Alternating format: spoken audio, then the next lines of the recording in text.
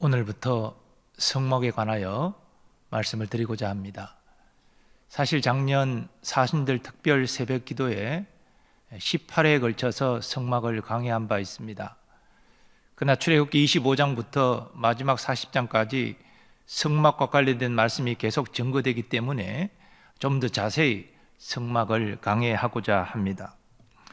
하나님은 모세를 통해서 성막과 그 기구를 짓기 위하여 이스라엘 자손이 예물을 가져올 것을 명하셨습니다. 이스라엘 자손은 기쁨으로 또 순종함으로 자신의 형편에서 최선을 다하여 예물을 가져왔습니다. 이제 하나님은 이 성막과 기구들을 어떻게 구체적으로 지을지를 말씀하십니다. 출애굽기 25장 본문은 그 첫 내용으로 정거궤를 어떻게 만들지를 말씀하십니다. 그리고 출애굽기 37장은 이스라엘 자손이 하나님의 명하신 대로 정거궤를 만드는 내용이 증거됩니다. 특별히 부살렐이 한치의 오차도 없이 하나님이 명하신 대로 정거궤를 만들었음을 밝히고 있습니다.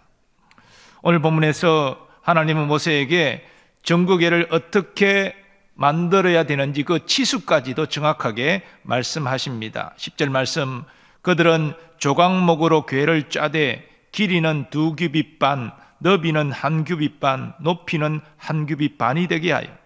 여기 그들은 바로 이스라엘 자손을 의미합니다.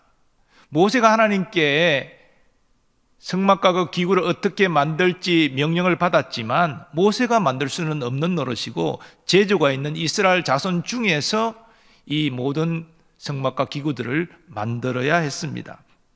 정거궤도 마찬가지입니다.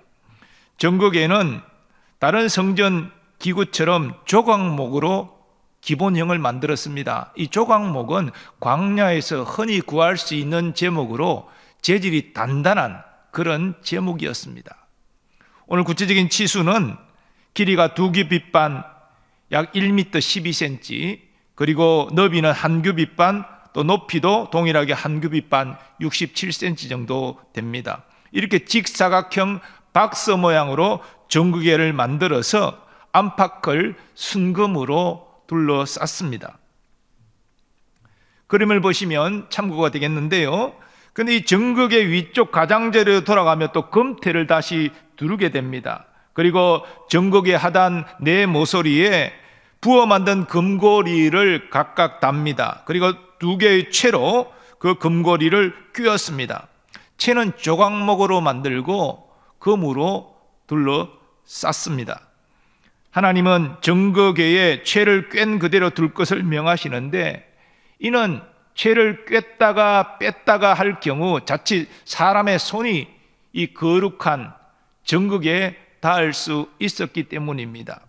실제로 다윗 시대에 다윗이 정거궤를 다윗성으로 옮기고자 할 때에 처음에는 수레에 정거궤를 실어서 옮겼습니다. 우사가 그것을 지켜 따라갔는데 수레가 흔들리면서 정거궤가 바닥으로 떨어지려고 하자 우사가 손을 들어 정거궤를 붙잡았습니다. 그러나 이것은 하나님의 거룩하심을 훼손한 것이어서 우사는 그 자리에서 죽고 말았습니다. 이 사건은 하나님의 거룩함을 훼손하는 죄가 얼마나 큰 것인지를 말하는 것입니다.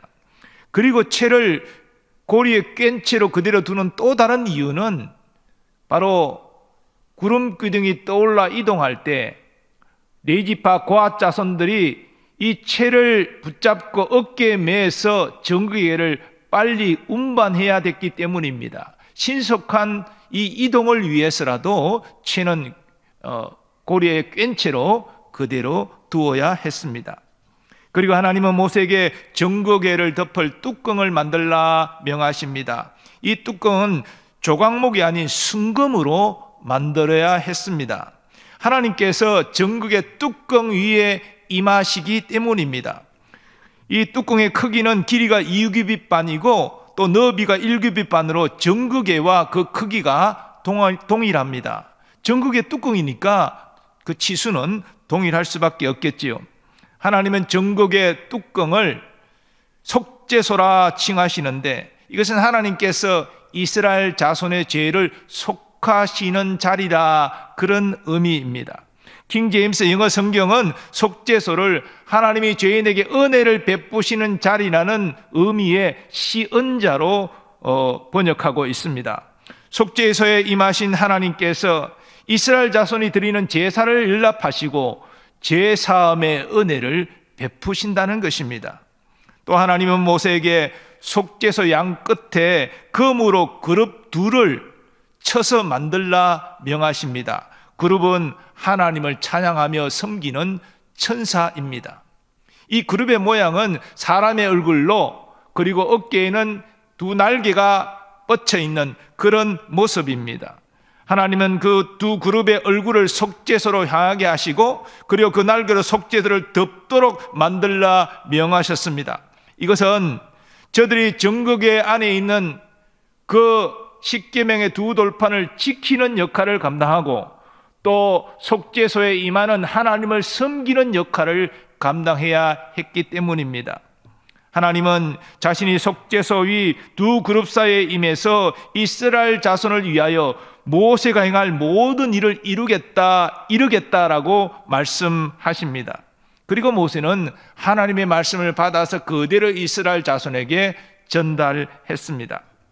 이 정국이라는 말은 십계명이 적힌 정급판이 이 궤 안에 있으므로 유래된 말입니다.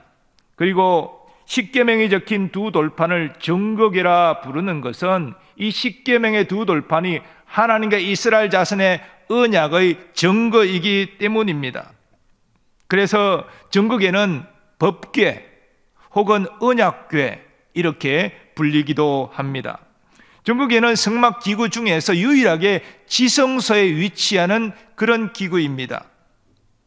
여기에는 두 가지 이유가 있습니다. 말씀드린 대로 하나님께서 친히 새기신 언약의 정급판이 그 궤 안에 있기 때문입니다.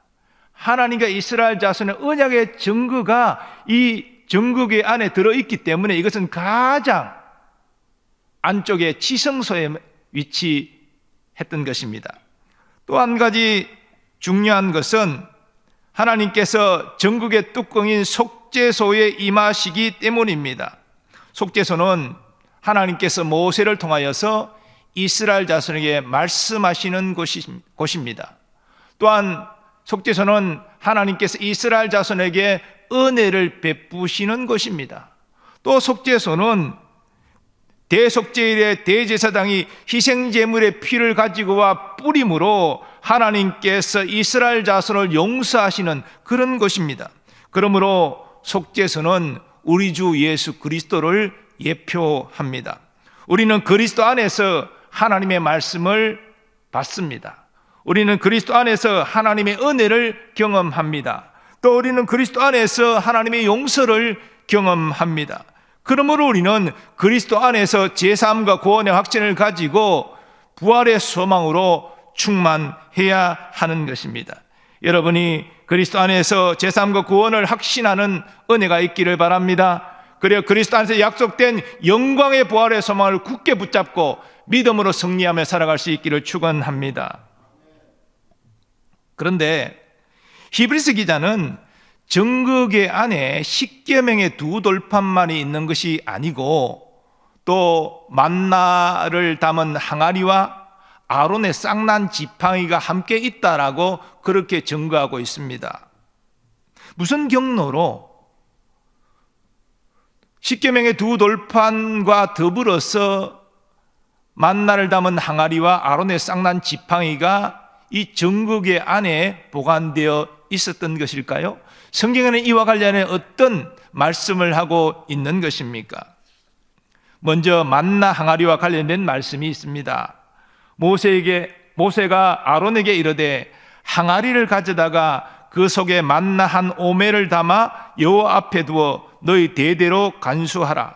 아론이 여호와께서 모세에게 명령하신 대로 그것을 정급판 앞에 두어 간수하게 하였고,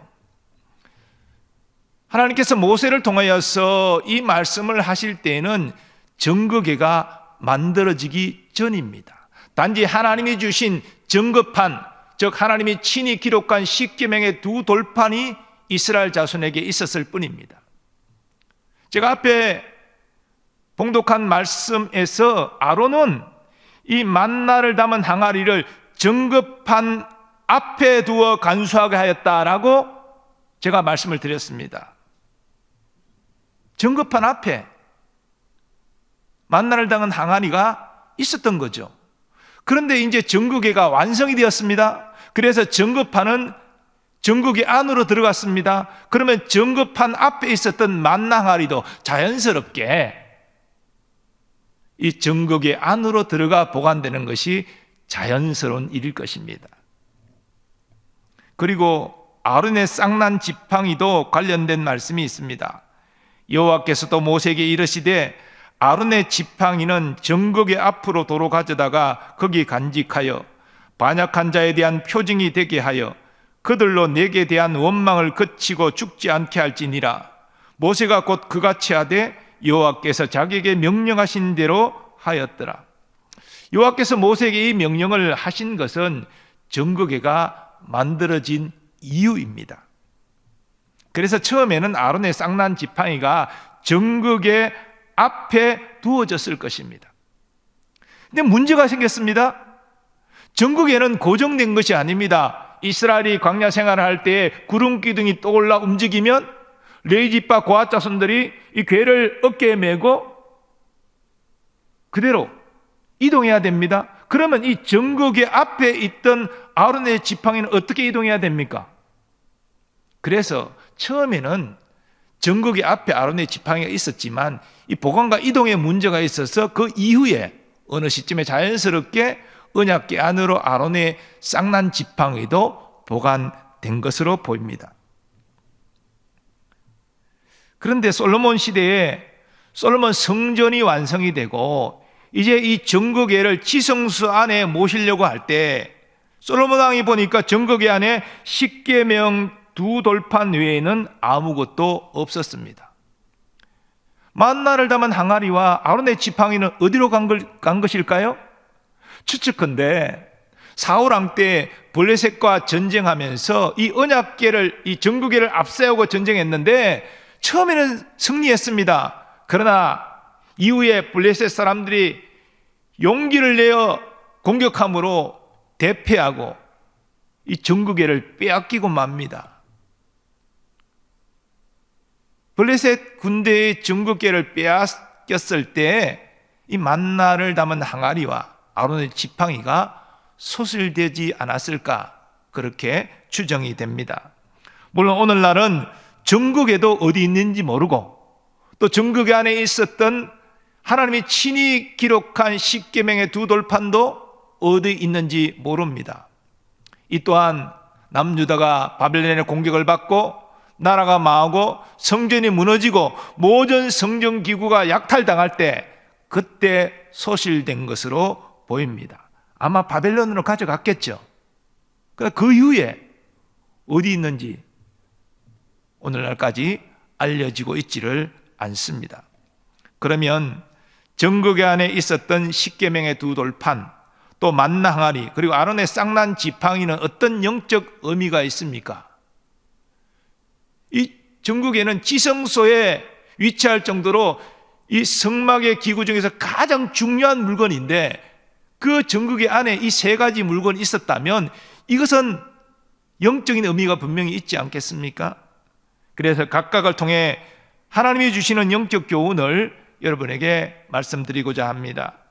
첫 번째로 하나님이 십계명의 두 돌판을 통해 주시는 영적 교훈입니다. 하나님께서 십계명의 두 돌판을 모세에게 주기 전에 이 과정들을 다시 한번 생각해 볼 필요가 있습니다. 하나님은 먼저 모세를 시내산에 부르셔서 하나님의 모든 말씀과 율례를 모세에게 전하십니다. 그리고 모세는 그 하나님의 모든 말씀과 율례를 가지고 이스라엘 자손에게 와서 다 일렀습니다. 그때 이스라엘 자손은 하나님의 모든 말씀과 율례를 듣고 이렇게 결단하고 응답합니다. 여호와께서 말씀하신 모든 것을 우리가 준행하리이다. 이스라엘 자손은 율법 준수할 것을 맹세했습니다. 그리고 하나님은 언약을 체결하셨습니다. 그리고 언약이 체결된 이후에 하나님 모세를 시내산으로 부르십니다.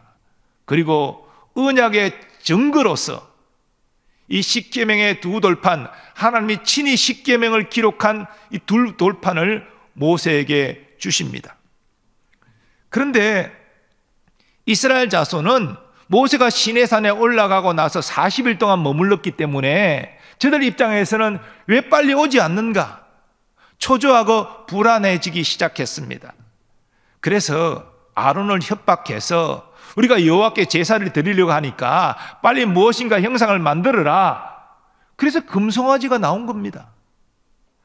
하나님께서 여호와 자신을 어떤 형상으로도 만들지 말라라고 명하셨는데 십계명, 하나님의 모든 율법을 지키겠습니다 맹세했던 이스라엘 자손이 모세가 드디 내려옴으로 기다리지 못하고 이렇게 계명을 어기는 죄를 지은 것입니다. 그래서 내려온 모세가 그 십계명의 두 돌판을 깨뜨려 버렸죠. 이 패역한 이스라엘 자손이 하나님이 주신 언약의 증거를 받을 자격이 없다. 그것이 모세의 생각이었습니다. 물론 하나님도 진노하셨습니다. 그래서 이스라엘 자손을 다 진멸하고 모세를 통하여 다시 후손을 만들겠다. 그렇게 말씀하셨습니다. 그러나 모세는 하나님께 간절히 간구하지요. 용서해달라고, 긍휼을 베풀어달라고. 그래서 하나님이 이스라엘 자손을 다 진멸하지 아니하시고 용서하십니다. 그리고 다시 두 돌판을 가져오게 하셔서 그게 친히 십계명을 기록하여 다시 두 번째로 언약의 증거로서 이 돌판을 주신 것입니다. 그러므로 증거궤 안에 보관되어 있는 이 증거판, 즉 십계명의 두 돌판은 이스라엘 자손의 하나님과 언약을 맺은 증거이기도 하지만 또 하나님의 은혜의 증거였습니다. 이스라엘 자손은 그 십계명의 두 돌판을 생각할 때에 그것이 첫 번째 돌판이 아니고 두 번째 돌판이라는 것을 기억해야 됐습니다. 왜 그렇게 되었습니까? 이스라엘 자손이 불순종하여 하나님이 형상으로 만들고 그걸 금송아지로 만들어서 음란히 섬기고 먹고 마시고 즐겼기 때문입니다. 그런데 그러한 이스라엘 제약에도 불구하고 하나님이 저들을 진멸하지 아니하시고 다시 언약의 증거인 이 십계명의 두 돌판을 주셨으니 이것이 하나님의 놀라운 은혜라는 것입니다. 그러므로 증거궤의 두 돌판은 이스라엘 자손이 하나님의 은혜를 잊지 말고 하나님의 거룩한 백성답게 이제는 하나님의 계명을 온전히 지키며 행할 것을 상기시켰습니다. 이런 의미에서 하나님이 친히 십계명을 기록한 두 돌판은 구속사적으로 율법의 완성이신 예수 그리스도를 예표합니다. 우리는 신약시대에 예수 그리스도 안에서 하나님과 새 언약을 맺었습니다. 이스라엘 자손이 언약을 맺은 것처럼 우리도 그리스도 안에서 새 언약을 맺은 것이지요. 그 결과 우리는 이스라엘 자손과 다르게 돌판에 하나님의 계명을 새긴 것이 아니라 우리 신비 곧 마음에 하나님의 계명을 새겼습니다. 이 의미가 무엇입니까? 우리가 하나님의 은혜로 구원받았기 때문에 우리 마음속에 율법을 새기고 있다는 것은 그 율법을 늘 기억하고 그 율법대로, 그러니까 하나님의 말씀 따라서 살겠다는 그런 결심을 의미하는 것입니다. 실로 구약의 이스라엘 백성이나 새 언약을 맺은 영적 이스라엘인 우리나 하나님의 은혜를 기억하고 하나님의 모든 말씀에 순종하며 살아가는 것, 그것이 우리의 마땅한 도리인 것이지요. 그리고 이렇게 은혜에 감사하고 하나님의 말씀을 따라 살아가는 자가 진정 하나님의 복을 받는 줄 믿습니다. 두 번째로 하나님이 만나 항아리를 통해 주시는 영적 교훈입니다. 만나는 이스라엘 자손이 광야를 행진할 때 하나님 내리신 육신의 양식이지요. 광야에서는 어디서도 먹을 것을 구할 수 없었기 때문입니다. 성경은 만나에 대하여 이렇게 증거합니다. 아침에는 이슬이 진주위에 있더니 그 이슬이 마른 후에 광야 지면에 작고 둥글며 서리같이 가는 것이 있는지라. 어느 날 이스라엘 자손이 아침에 일어났는데 평소에 보지 못하는 것들이 보였습니다. 그래서 서로 묻습니다. 이것이 무엇이냐? 이것이 무엇이냐는 말에서 만나라는 말이 나왔습니다. 성경은 만나가 가시같이 희고 맛은 꿀 섞은 과자 같았다, 그렇게 증거합니다. 그러니까 이 이스라엘 자손이 만나를 취하여 먹었을 때 먹을만 했다는 것이지요. 꿀 섞은 과자니까 얼마나 맛있겠습니까? 그런데 이 만나를 매일 만나만 먹다 보니까 지겨워집니다. 그래서 원망 불평하는 말이 나오면서 우리도 고기를 먹고 싶다. 하나님 또 그 소리를 들으셔서 메추라기를 한 달 동안 또 내리셨죠. 어쨌든 이스라엘 자손은 다소 지겨워지기는 했지만 다른 양식을 구할 수 없는 광야에서 계속 내리는 이 만나로 인해서 그들은 육신의 생명을 유지할 수 있었습니다. 만나는 여호수아가 이스라엘 자손을 이끌고 가나안 땅으로 들어가 그 가나안 땅의 소산을 먹는 날 전날까지 계속 40년 동안 내렸습니다. 가나안의 소산을 먹은 날부터 내리지 않았습니다. 왜냐하면 이제 가나안 소산을 먹으면서 살아야 되니까. 모세는 하나님께서 이스라엘 자손에게 만나를 먹이신 이유를 이렇게 증거합니다. 너도 알지 못하며 내 조상들도 알지 못하던 만나를 내게 먹이신 것은 사람이 떡으로만 사는 것이 아니요 여호와의 입에서 나오는 모든 말씀으로 사는 줄을 내가 알게 하려 하심이니라. 만나는 단순한 양식이 아닙니다. 하나님이 40년 동안 계속 은혜로 주신 양식입니다. 그러므로 정국의 안에 만나가 들어있는 것을 이스라엘 자손이 기억할 때 그들은 40년 동안 저들이 광야에서 굶어 죽지 않도록 하나님이 베푸신 은혜를 기억해야 했습니다.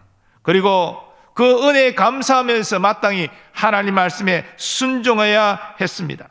이런 의미에서 만나는 생명의 떡이 되시는 예수님을 예표합니다. 예수님은 이렇게 친히 말씀하셨습니다. 내가 곧 생명의 떡이라. 너희 조상들은 광야에서 만나를 먹었어도 죽었거니와 이는 하늘에서 내려오는 떡이니 사람으로 하여금 먹고 죽지 아니하게 하는 것이니라. 나는 하늘에서 내려온 살아있는 떡이니 사람이 이 떡을 먹으면 영생하리라. 내가 줄 떡은 곧 세상의 생명을 위한 내 살이니라. 예수님은 이스라엘 자손이 먹은 만나와 자신을 비교하십니다. 만나는 육신을 위한 떡에 불과했습니다. 근데 예수님은 생명을 위한 떡이심을 말씀하셨습니다. 우리가 하나님의 자녀가 되어 영생을 소유한 것은 생명의 떡으로 오신 예수님, 그 예수를 믿고 의지함으로 하나님의 은혜를 받아 그렇게 된 줄 믿습니다. 그러므로 우리는 생명의 떡이 되시는 예수님을 우리에게 주신 하나님의 은혜에 대하여 감사하면서 예수님의 말씀에 순종해야 마땅한 것입니다. 바로 그런 자에게 하나님이 더욱 큰 은혜와 복을 주실 줄 믿습니다. 세 번째로 하나님이 아론의 쌍난 지팡이를 통해 주시는 영적 교훈입니다. 하나님이 친히 부여하신 권위가 모세와 아론에게 있었습니다. 그런데 이런 모세와 아론의 권위에 도전하는 이들이 있었습니다. 레위지파 고라와 그를 따르는 250명의 지휘자들이었습니다. 저들은 이스라엘의 지도층입니다. 나름대로 권세가 있었고 이스라엘의 존경을 받았습니다. 그러나 만족하지 않았습니다. 우리도 모세와 아론의 위치에 올라가지 못할 이유가 뭐가 있느냐? 저들은 하나님이 주신 이 영적 질서와 권위를 무시하고 스스로 자신을 높이고자 했습니다. 그것은 단순히 모세와 아론에 대한 도전만이 아니었습니다. 모세와 아론에게 권위를 주신 하나님에 대한 반역이요 도전이었습니다. 그래서 하나님은 저들을 엄히 심판하셨습니다. 그리고 하나님은 이스라엘 12지파 지도자들이 자신의 그 지팡이를 각자 가지고 나올 것을 명하셨습니다. 그 이름을 쓰게 하시고 그것을 정극의 앞에 두게 하셨습니다. 그리고 다음 날 하나님이 택한 자의 지팡이에 싹이 날 것이라고 말씀하시면서 지도자와 관련하여 원망하는 말을 그치게 하겠다, 그렇게 말씀하십니다. 이튿날 모세가 지성소 정극의 앞에 들어가 보니 아론의 지팡이만 싹이 나고 꽃이 피어 살구 열매가 맺혔습니다. 하나님께서 아론을 택하시고 그의 권위를 인정하여 주신 것입니다. 그러므로 아론의 싹난 지팡이는 이스라엘의 불신앙을 상기시킵니다. 또한 하나님이 세우신 영적 지도자들을 존중하는 것의 중요성을 또한 깨닫게 합니다. 더하여서 하나님이 이스라엘 자손을 위하여 모세와 아론 같은 영적 지도자를 주신 것에 대한 은혜에 감사라는 말씀도 또한 덧붙여 있습니다. 모세 아론은 하나님과 이스라엘 자손을 연결하는 역할을 감당했습니다. 모세는 하나님의 말씀을 받아서 이스라엘 자손에게 전했습니다. 아론은 이스라엘 자손이 자신의 죄를 회개하고 제사 드릴 때 그것을 하나님께 올려드리면서 하나님으로부터 죄의 용서를 받아 이스라엘 자손에게 선포했습니다. 만약 모세와 아론이 없었다면 어떻게 되었겠습니까?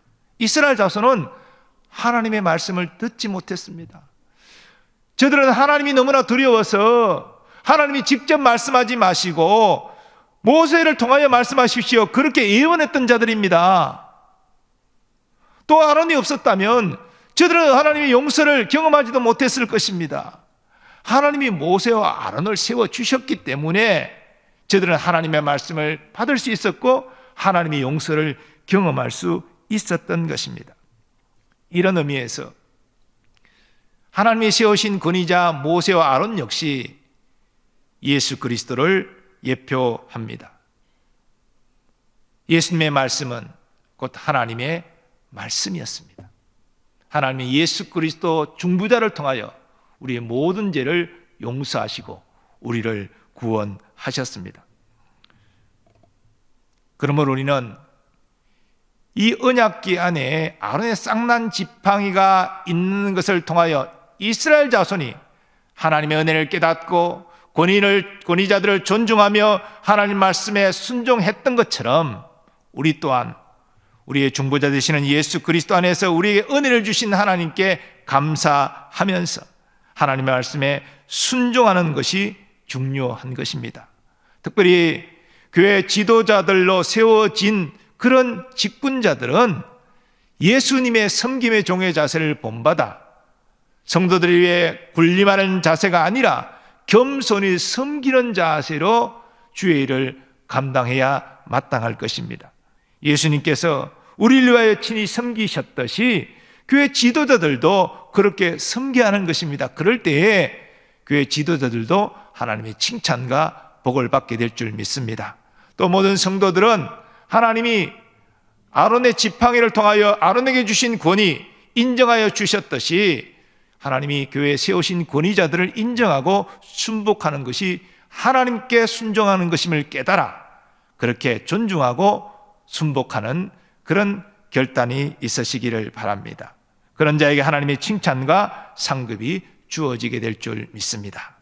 사랑하는 교우 여러분, 속죄소와 정극의 안에 들어있는 이 세 가지 물건을 통해서 이스라엘 자손은 하나님의 은혜를 생각하고 하나님 말씀에 순종하는 결단을 행했습니다. 우리도 광야 같은 이 세상에 우리의 영원한 구주 되시는 예수 그리스도를 믿고 의지하고 또 예수 그리스도 안에서 우리에게 구원의 은혜를 베풀어 주시고 오늘날도 동행하는 은혜를 베풀어 주신 하나님께 감사하면서 오직 하나님의 영광을 위하여 순종하는 우리 모두 되기를 소원합니다. 그럴 때 속죄소 위에 임하셔서 이스라엘 자손에게 말씀하신 하나님이 우리에게도 말씀하여 주실 줄 믿습니다. 또한 이 광야 같은 삶 가운데 우리에게 참된 위로와 소망을 주시고 평강의 길로, 의의 길로 우리의 걸음을 인도하여 주실 줄 믿습니다. 이러한 복이 우리 모두에게 임하기를 예수님의 이름으로 축원합니다. 하나님 아버지, 오늘 속죄소와 증거궤 안에 있는 세 가지 물건을 통해서 이스라엘 자손이 하나님의 은혜를 깨닫고 감사하며 하나님 말씀에 순종할 것을 결단한 것처럼 우리는 이 모든 것이 예표하는 예수 그리스도를 생각하며 그리스도 안에서 우리에게 주어진 하나님의 은혜에 감사하면서 이제는 하나님의 말씀을 따라 살아가기로 결단하는 우리가 되게 하여 주옵소서. 그럴 때 이스라엘 자손과 함께 하시고 동행하시고 가나안 땅을 주신 하나님께서 우리 가운데도 동행하여 주시고 위로와 소망을 주시며 승리케 하여 주실 줄 믿습니다. 그런 은혜와 복을 받는 우리 모든 성도들 되게 하여 주시옵소서. 예수님의 존귀하신 이름으로 기원하옵나이다. 아멘.